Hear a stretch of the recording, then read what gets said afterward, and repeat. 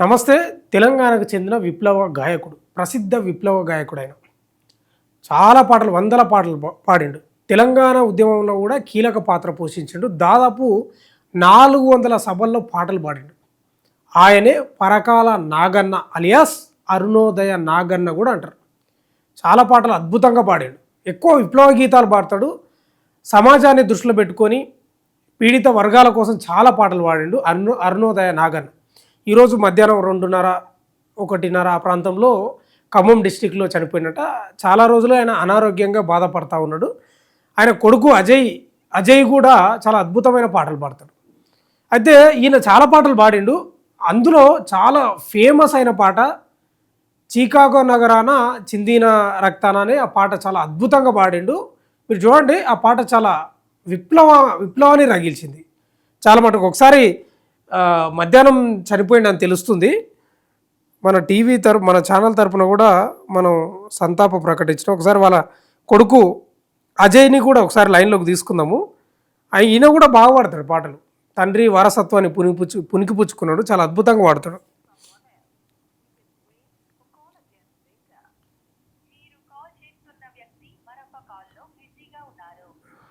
Busy వస్తుంది. తెలంగాణకు చెందిన ప్రసిద్ధ విప్లవ గాయకుడు. హలో, నమస్కారం అజయ్ గారు. నమస్తే అండి. మీరు ప్రజెంట్ లైవ్లో ఉన్నారు. చెప్పండి. అరుణోదయ నాగన్న గారు చనిపోవడాన్ని చింతిస్తూ ఉన్నాం, ప్రగాఢ సానుభూతి తెలియజేస్తూ ఉన్నాం మా ఛానల్ నుంచి. చాలా విప్లవ పాటలు పాడిండు. మీరు కూడా గాయకుడే. తండ్రి వారసత్వాన్ని పుణికిపుచ్చుకొని అద్భుతంగా మీరు పాటలు పాడతారు. ఎప్పుడు చనిపోయిందండి? ఈరోజు మధ్యాహ్నం 1 గంట అప్పుడు సార్. ఎక్కడండి? ఇంట్లోనే. ఎక్కడ? ఖమ్మంలో ఉంటారు కదా మీరు? ఖమ్మం లోకల్లోనే ఉంటాం సార్. అంటే ఎక్కడ ఇప్పుడు అరుణోదయ నాగన్న గారిది గ్రామం, మండలం, అసలు వీళ్ళ మీ ప్రాపర్ ఎక్కడ? అది ఖమ్మం జిల్లా తిరుమలపాలెం మండలం రాజారం గ్రామం సార్. రాజారమా? రాజారం. ఓకే. అది అంటే అనారోగ్యానికి గురైండు గతం నుంచి కూడా అనేది మనకు తెలుస్తూ ఉంది. అంటే ఏమన్నా డిసీజ్ ఉండేనా ఆయనకు? అంటే బ్రెయిన్ స్ట్రోక్ వచ్చి బ్లడ్ క్లాట్ అయ్యి ఫిట్స్ వచ్చాయి. ఇక తీసుకెళ్ళాము, డిశ్చార్జ్ చేయాలి. కానీ ఇక తర్వాత ఇక అంటే అప్పటి నుంచి ఆరోగ్యం క్షీణిస్తూ ఉంది. ఇక ఇంట్లోనే చనిపోయింది అంటున్నారా? ఇంట్లోనే చనిపోయాడు. ఈరోజు మధ్యాహ్నమా? ఈరోజు మధ్యాహ్నం. ఓకే. చాలా అద్భుతమైన పాటలు పాడతాడు. విప్లవ గేయాలు చాలా పాడిండు. తెలంగాణ ఉద్యమంలో కూడా అరుణోదయ నాగయ్య గారి పాత్ర చాలా అద్భుతం. నాగన్న గారిది దాదాపు 400 సభలు అడ్రస్ చేసిండు. అద్భుతమైన పాటలు పాడిండు. ఏం చెప్పదలుచుకున్నారు మీ తండ్రి గురించి ప్రజలకు? ప్రజలకి ఏం చెప్తాం సార్, ఇప్పుడు ప్రజల కోసమే తన జీవితం మొత్తం త్యాగం చేసింది.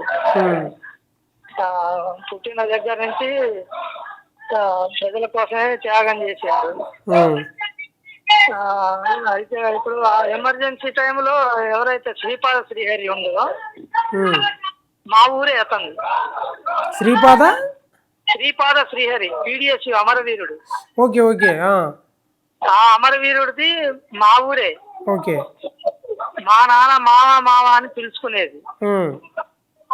అయితే నా అన్నని శ్రీపాద శ్రీహరిని చిలకగుట్ట అడవిలో రామనరసయ్య గారితో, అప్పటి పార్టీ కార్యదర్శి రామనరసయ్య గారితో కాల్చి చంపేశారు. ఆ కాల్చి చంపటం నాన్నని బాగా ఆలోచింపజేసింది. అంటే ప్రజల కోసం చేస్తే ఇట్లా చంపేస్తారా, ఎందుకు చంపేస్తారు, లేదు నేను నిలబడాలా అనే ఆ కసితోటి ప్రజల కోసం పనిచేయాలనే ఉద్దేశంతో పార్టీలకు రావటం జరిగింది పెళ్లి కావటానికంటే ముందు. అది సార్. అంటే శ్రీహరిని చంపడంతో మీ నాన్న ఇట్లా విప్లవ గేయాలకు పాడడం జరుగుతుందా అప్పటి నుంచి? అంటే అప్పటి నుంచి ఇంకా ఎక్కువ అది అంటే దాన్ని ఏమంటారు, ఇంకా ఉక్రోషం చేయాలా అనే పట్టుదల, కాంక్ష ఇది జరిగింది. ఓకే. అంటే ఇప్పుడు అది మామూలుగా ఈ చిన్నప్పటి నుంచి గేయాలు పాడుతుండేనా? చిన్నప్పటి నుంచి అంటే మామూలుగా ఒక ఏజ్ ఉంటుంది కదా, ఒక 10 ఏళ్ళు 15 ఏళ్ళ నుంచో? అవును, మా తాతయ్య కూడా భజన కళాకారుడు. ఓకే. చెక్క భజనలు వేసేది, ఆ భాగవత పాటలు పాడేది, జానపద గేయాల పాటలు పాడేది మా తాతగారు కూడా. ఉమ్, మా తాతగారి నుంచి మా నాన్నగారికి వచ్చింది, మా నాన్నగారి నుంచి నాకు, నా నుంచి మా పిల్లలకు కూడా వచ్చింది. అట్లా. ఓకే. ఇప్పుడు ఎంతమంది అరుణోదయ నాగన్న గారికి సంతానం ఎంతమంది అసలు? నేను ఒకే ఒక్కని సార్. నన్ను కూడా నేను పుట్టిన తర్వాత ఎవరికన్నా వదిలేద్దాం అన్నారు. అంటే అమ్మ దళంలో పనిచేసింది, అజ్ఞాతంలో. మీ అమ్మ దళంలో పనిచేసిందే? దళంలో పనిచేసింది. ఎప్పుడు పెళ్ళి కాకముందేనా? లేదు లేదు, పెళ్లి అయిన తర్వాత పని చేసింది. నేను పుట్టిన తర్వాత ఇప్పుడు మా ఉద్యమానికి మనం అటు ఇటు పోతున్నాం, మనకి కుదరదు వాడిని పెంచడం, ఎవరికన్నా ఇద్దామా అని అన్నారు. ఎవరికన్నా ఇద్దామని అంటే మా అమ్మమ్మ అది తెచ్చుకొని మేము పెంచుకుంటామని చెప్పి మా అమ్మమ్మ పెంచుకుంటారు. ఇప్పుడు మీ తండ్రి గారు కూడా దళంలో పనిచేసిండా? లేదు, అంటే మా అమ్మ పని చేసింది కానీ నాన్న పోతూ వస్తూ ఉండేవాడు. ఓకే. అవసరాల కొద్దీ పోతూ వస్తూ ఉండేవాడు. అట్లా. అంటే ఎట్లా పెళ్లి చేసుకున్నారు వీళ్ళు మరి అసలు? అంటే ఎట్లా పెద్దలు ఏమైనా కుదిరిచ్చిర్రా? ఎక్కడ పరిచయం అయ్యారు వీళ్ళిద్దరు? పెద్దలు కుదిరిచ్చిన పెళ్లి. నాన్నకి మేనత్త కూతురు అవుతుంది అమ్మ. ఓకే. ఆ అమ్మకి మేనమామ కొడుకు నాన్న అవుతాడు. ఓకే. అంటే మీ మదరు పెళ్లి కాకముందు నుంచే దళంలో ఉందా? లేదు, పెళ్లి అయిన తర్వాత నాన్న పెళ్లి కావటానికంటే ముందు నుంచే ప్రజా ఉద్యమాల్లో బయటకు వచ్చేసాడు దివాకర్ గారని. మా ఊర్లో రాజకీయ గురువు కందాల నరసింహారెడ్డి గారు రాజారంలో. ఆ ఊరు నుంచి బయటకు వచ్చిన తర్వాత ఇక గాదే దివాకర్ గారని అన్న తీసుకెళ్లారు నాన్ని. ఇక లోనకు పోవటం, దళాల్లోకి పోవటం, రాష్ట్ర నాయకులతోటి ఉండటం చేయటం అంతా ఉంది ఇది.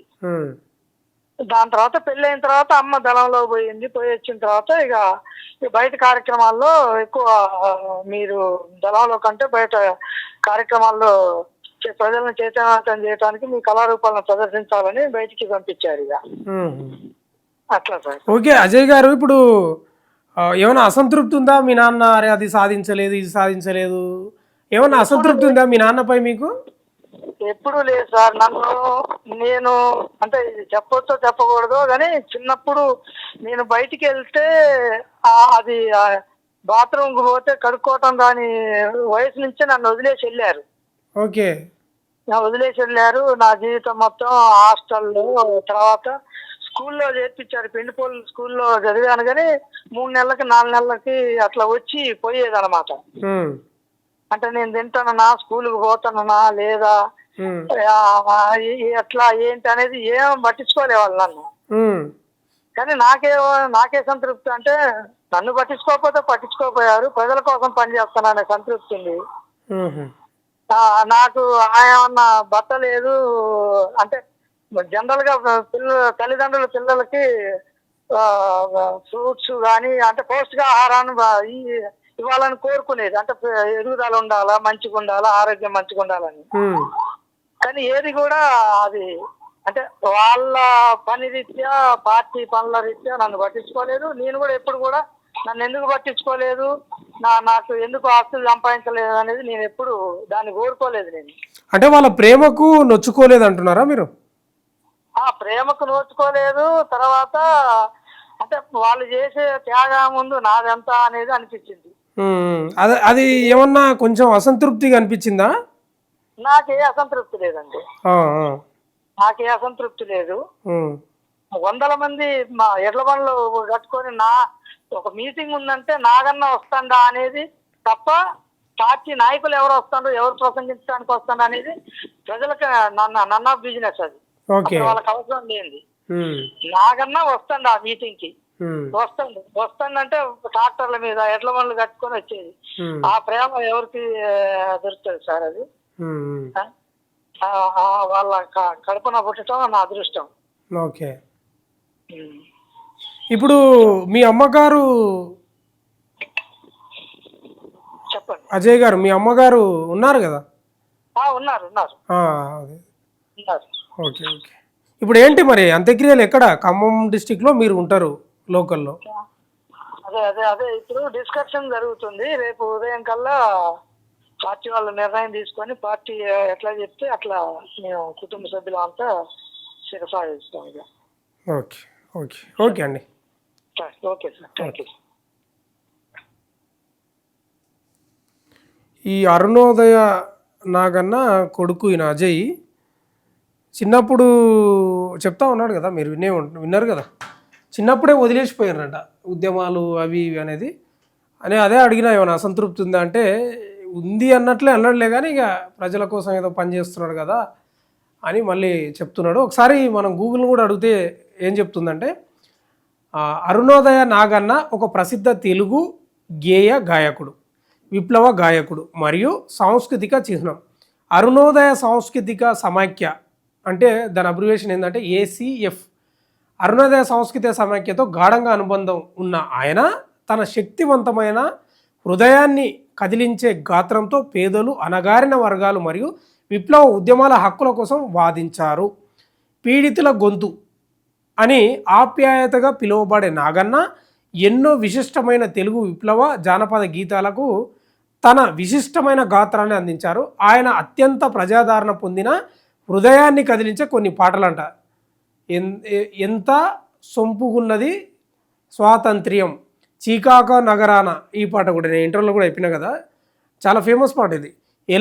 ఎల్లందు గడ్డ మీద నీల మీద నేల మీద, నేల మీద నేల కొరకు అని, అంటే బాగా ప్రాచుర్యం బాగా ఉన్న పాటలు అవి. ఆయన సంగీతం కార్మికుల పోరాటాలు, గోదావరి లోయ ప్రజల జీవితాల నుండి మొదలుకొని రైతు మరియు నక్సలైట్ ఉద్యమాల అమరవీరులకు నివాళుల వరకు అనేక ఇతివృత్తాలను సృష్టిస్తుంది. ఆయన గంభీరమైన ప్రతిధ్వనించే స్వరం తెలంగాణ మరియు ఆంధ్రప్రదేశ్లోని వివిధ వామపక్ష ఉద్యమాల సంగీత సాంస్కృతిక విభాగాలకు పర్యాయపదంగా మారింది. ఆయన విప్లవ ఇది ఆయనకు సంబంధించిన గూగుల్ని అడిగితే కూడా చెప్పింది. మొత్తమే అయితే ఈరోజు మధ్యాహ్నం అంటే బ్రెయిన్కు సంబంధించిన డిసీజ్ ఉండే, అదే బీమార్ ఉండే, దానివల్ల అంటే దీర్ఘకాలిక వ్యాధి అది. మరి అదే నిన్ననో మొన్న అనేది ఏం కాదు, దీర్ఘకాలిక వ్యాధి ఉన్నట్టుంది. ఖమ్మం డిస్టిక్లో ఉంటున్నారంట ప్రజెంట్. వాళ్ళ మండలు స్వగ్రామం వేరు. మరిగా డిసైడ్ అవుతున్నారట ఎక్కడ ఎంత అంత్యక్రియలు చేయాలనేది. కానీ మంచి కళాకారుడు, గొప్ప కళాకారుడు, ప్రసిద్ధ విప్లవకారుడు. ఈ విప్లవకారులు అంటే దాదాపు ప్రజల పక్షాన, నోరు లేని ప్రజల పక్షాన, అన్యాయానికి గురైన పక్షాన, వాళ్ళ పక్షాన ఎక్కువ ఉంటారు విప్లవకారులు. ఏదేమైనా అరుణోదయ నాగన్న శకం ముగిసిపోయింది. చూస్తూనే ఉండండి మన తొలి వెలుగు.